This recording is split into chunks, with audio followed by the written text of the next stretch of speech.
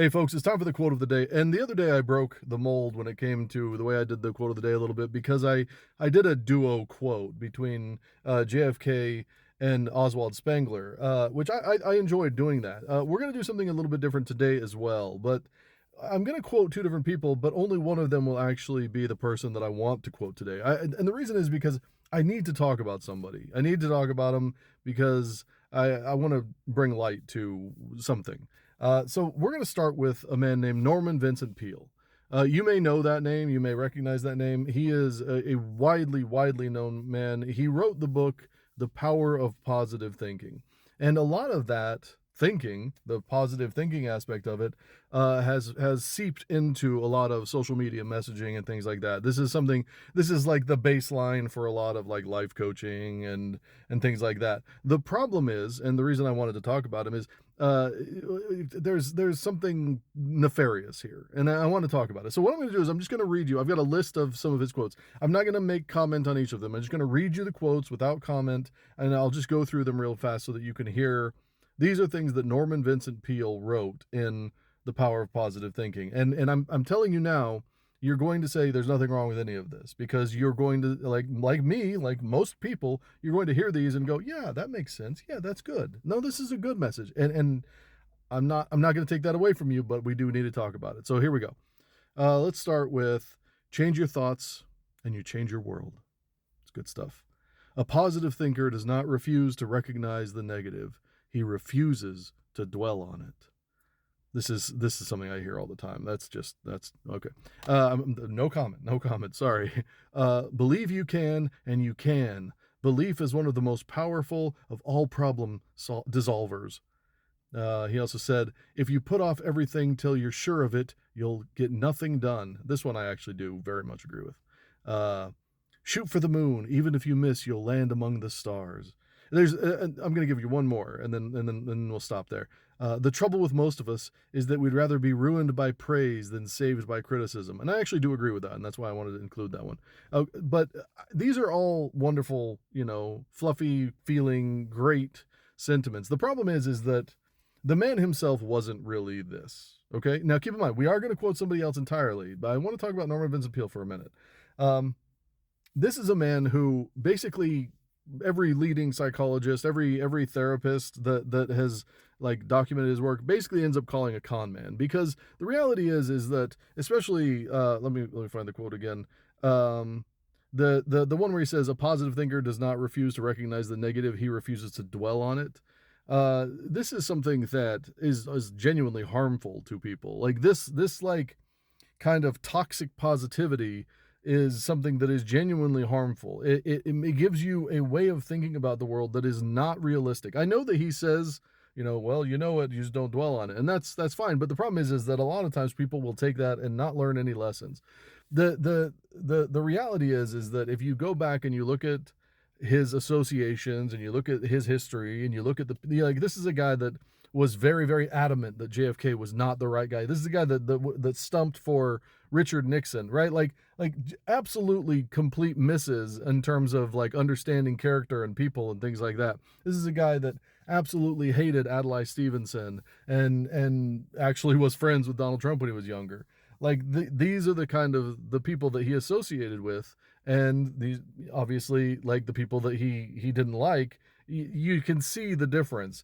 And so I think that it's important when we talk about sometimes, especially here on the quote of the day videos, when we talk about people that inspire, we should absolutely think about where if they're actually saying something of value. There are a lot of people out there, whether it be on Pinterest or whatever, that will take quotes from a man like this and hold them up and be like, oh, this is so wonderful, this is so great, without ever once thinking about who that man was, right? You just have his name on your wall, or you keep it on your desktop, or whatever it may be.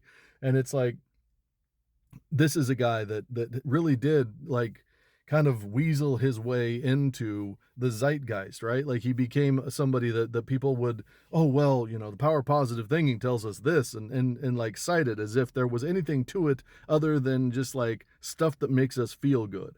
But the reality is that that's not what life is. Life isn't just about feeling good. It's about recognizing problems, actually diagnosing issues and coming up with solutions, right? Like that's what life is. It's not just let's just feel good, we'll just all be happy. And then when something bad happens, everybody runs and hides and then they come back when it's clear again, right? Like that's what Norman Vincent Peale kind of brought about, is this underswelling of people that just refuse to see negativity, refuse accountability, refuse to see negativity as anything other than just something to notice and then move away from, right? Like it can't be that way. We have to be able to see reality for what it is. You can be positive. Absolutely. I'm not trying to take that away from you. And as a matter of fact, the man I'm about to quote will give that to you. But you can't delude yourself. You can't make believe that everything is wonderful when it's not. See it for what it is and find positivity in that, in reality, not in some fantasy that you make up just to make yourself feel better. And now, moving away from Norman Vincent Peale, who I just quoted a bunch, but that's it. I'm done with him.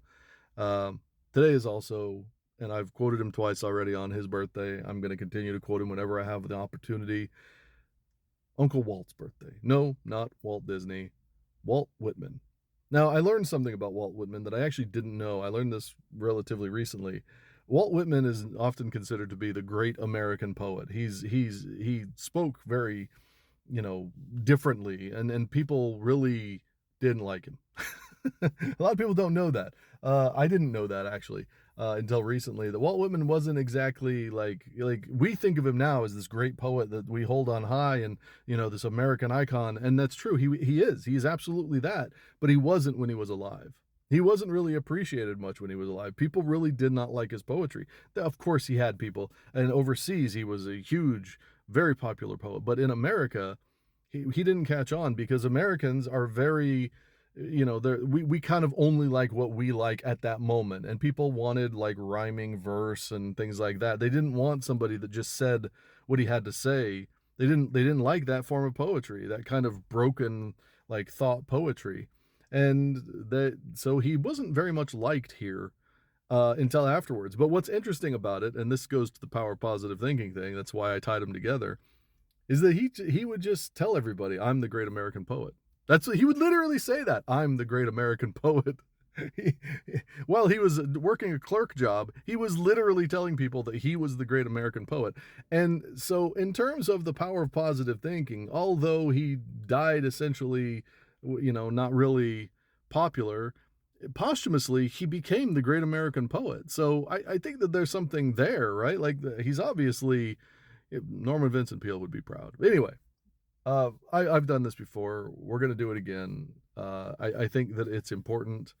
And so here we are with a reading of a poem by Walt Whitman. And I think that there's no better way to quote him than by reading one of his poems. This is O Me, O Life by Walt Whitman. O me, O life, of the questions of these recurring, of the endless trains of the faithless, of cities filled with the foolish, of myself forever reproaching myself, for who more foolish than I, and who more faithless? Of eyes that vainly crave the light, of the objects mean, of the struggle ever renewed, of the poor results of all, of the plodding and sordid crowds I see around me, of the empty and useless years of the rest, with the rest me intertwined. The question, O me, so sad recurring, what good among these, O me, O life? Answer, that you are here, that life exists, and identity, that the powerful play goes on, and you may contribute a verse. I will never be able to deliver that as well as Robin Williams, but that doesn't mean that it doesn't hold so much power and so much weight. That the powerful play goes on, and you may contribute a verse. Happy birthday to Walt Whitman, and whatever, to Norman Vincent Peale. I'm not a fan. To the rest of you, take care of yourself. Take care of others. I will talk to you soon.